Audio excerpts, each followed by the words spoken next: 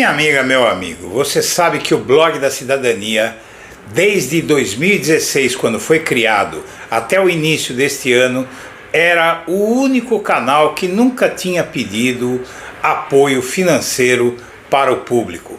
Todos os canais pedem.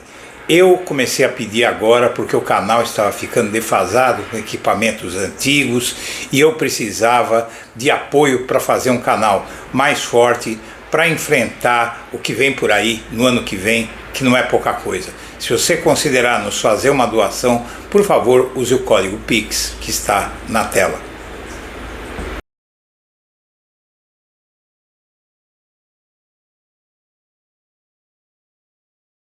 Meus comandados, guiados pelo espírito de servir a pátria, vocês são os fiéis depositários da confiança dos brasileiros, que só foi obtida pela dedicação extrema ao cumprimento da missão constitucional e pelo absoluto respeito a princípios éticos e valores morais.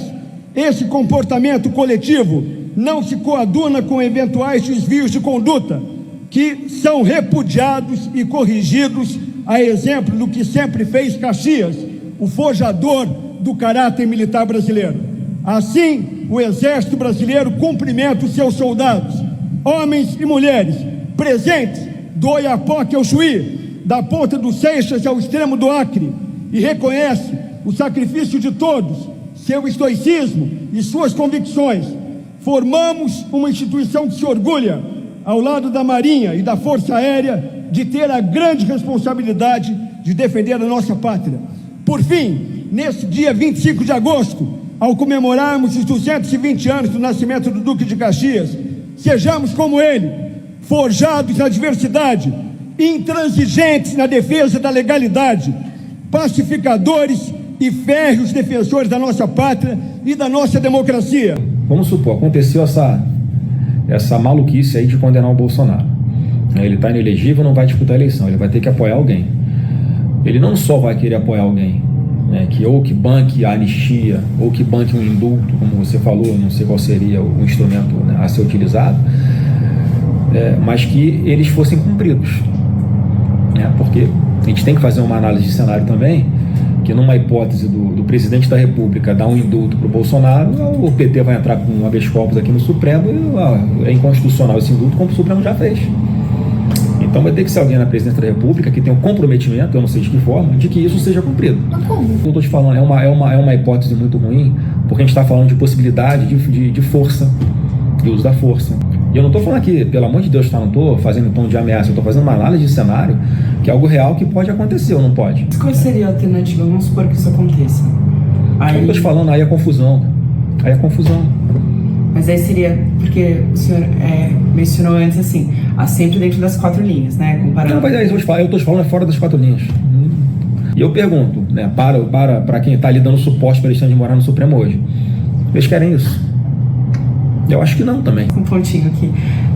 Então, assim, o que o senhor está falando se ele recebesse o indulto de um presidente eleito e o Supremo, que seria um mecanismo legal, cancelasse o indulto, aí sim o senhor acha que teria fora das 4 linhas, então aí sim seria um golpe, aí, nesse caso. Sim, aí vai ter que acontecer alguma coisa, porque... Né,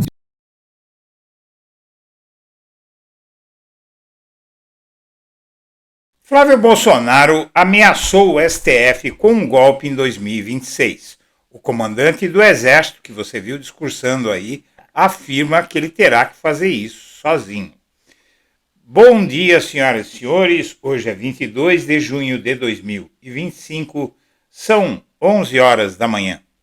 O Exército já puniu 40 militares ligados aos eventos que levaram à tentativa de golpe. Dentro da força se diz que tudo isso servirá para confirmar a sua verdadeira função institucional e afastar a interpretação errada do artigo 142 da Constituição. Generais que acompanham o julgamento dos golpistas no STF afirmam que o assunto está circunscrito à área política. Flávio Bolsonaro disse à Folha, na semana passada, que em 2026 Jair Bolsonaro só apoiará um candidato a presidente se ele prometer dar um golpe de Estado quando o Supremo disser que anistiar golpista é inconstitucional. Para o alto comando do Exército, se os Bolsonaro quiserem dar esse golpe, terão que arrumar algum exército para enfrentar o Exército Brasileiro, que estará defendendo a Constituição. Veja bem, Tomás Paiva não é de hoje que já avisou que enquanto ele estiver à frente do Exército, e ele tem apoio para estar à frente do Exército, apoio dentro do próprio Exército, não haverá golpe. Ele já começou dizendo isso este ano, no alvorecer de 2025, diz que o Exército vai virar a página do golpe. O general vai começar a abrir mais espaço em sua agenda para declarações públicas sobre os projetos da força. Interlocutores do comandante do Exército, general Tomás Paiva, disseram que o militar vai começar a abrir mais espaço para falar e para o Exército a defesa dos projetos da instituição é o que importa. Muito bem.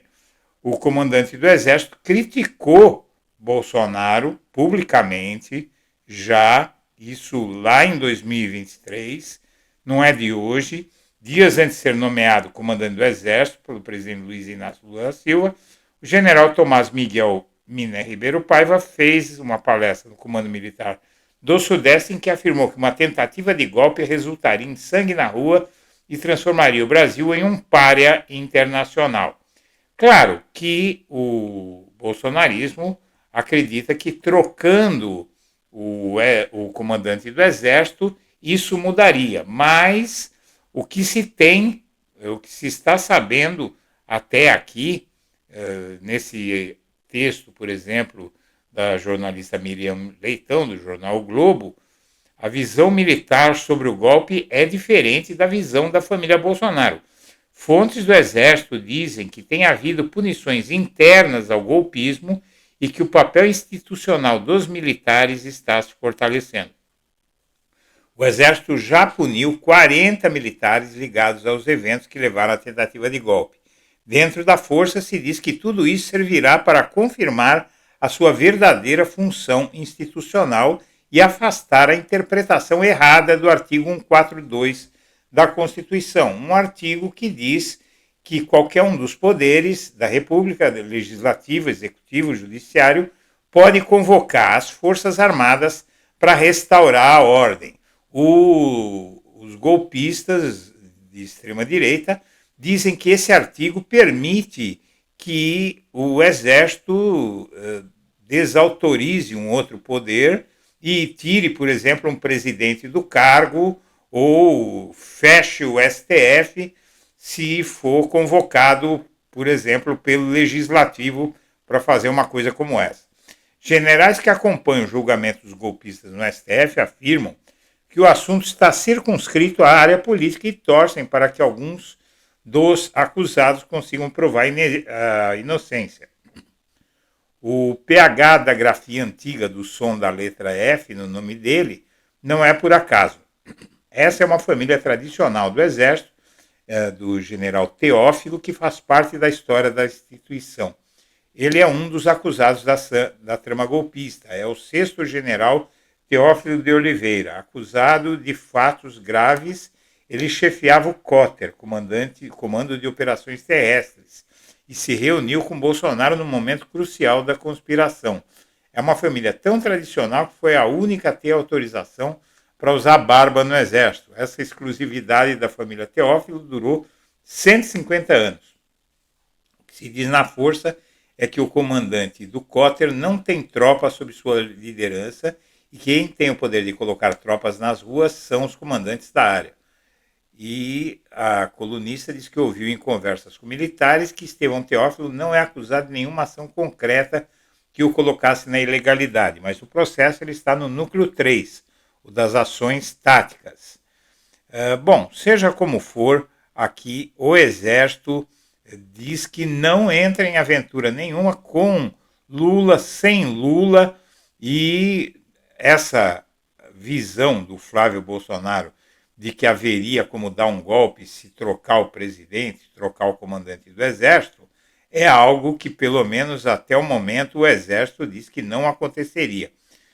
E aqui você tem um artigo muito apropriado para esse momento, que é Celso de Rocha Barros, que ele questiona como é que o Flávio Bolsonaro pode ter dito tudo que disse sem consequência até agora. E esse artigo, eu confesso a você que é um artigo que eu gostaria de ter escrito. E pelo que figura nesse artigo, é muito provável que Flávio Bolsonaro esteja prestes a ter uma bela surpresa. Veja só. Flávio Bolsonaro disse à Folha de São Paulo que em 2026 Jair Bolsonaro só apoiará um candidato a presidente se ele prometer dar um golpe de Estado quando o STF disser que anistiar golpista é inconstitucional. Ou seja, se Jair Bolsonaro apoiar um candidato a presidente em 2026, você já sabe, o sujeito prometeu ao Jair um golpe de Estado. Flávio Bolsonaro não é Carluxo nem Eduardo, não tem reputação de maluco. Disse o que disse por cálculo e disse por ordem do pai.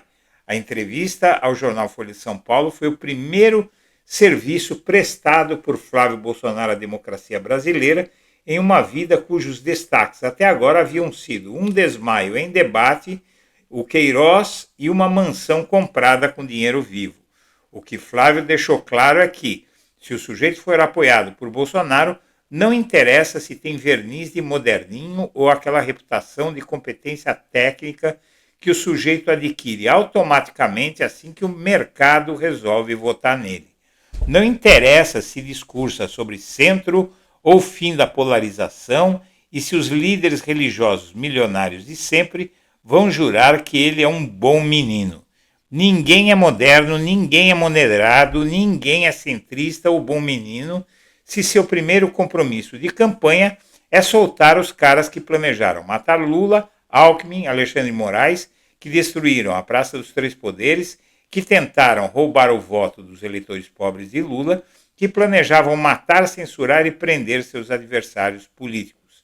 Se a família Bolsonaro fosse de esquerda, a entrevista de Flávio teria sido o centro da agenda política nacional na semana passada. Tarcísio, Caiado, Zema e Ratinho Júnior não conseguiriam abrir a boca sem que alguém lhes perguntasse se, afinal, eles vão prometer o golpe que Jair quer. O Congresso Nacional, ao invés de aumentar a conta de luz, teria organizado uma CPI para investigar o novo plano golpista e Flávio Bolsonaro teria sido preso em flagrante. Nada disso aconteceu. Mesmo assim, Tarcísio de Freitas ou algum dos outros 3 presidenciáveis de direita poderia ter vindo a público dizer que, olha, Jair, eu sou de direita, sou muito de direita, mas não vou dar golpe de Estado nenhum porque tenho vergonha na cara. Eu fingi que não vi o golpe que você tentou, Jair. Eu fingi que não vi as pessoas que você matou na pandemia, Jair. Mas essa linha eu não vou cruzar. Eu posso fingir que não vi seus crimes, mas não vou eu mesmo cometê-los. Nada. Tarcísio só disse, Yuhu!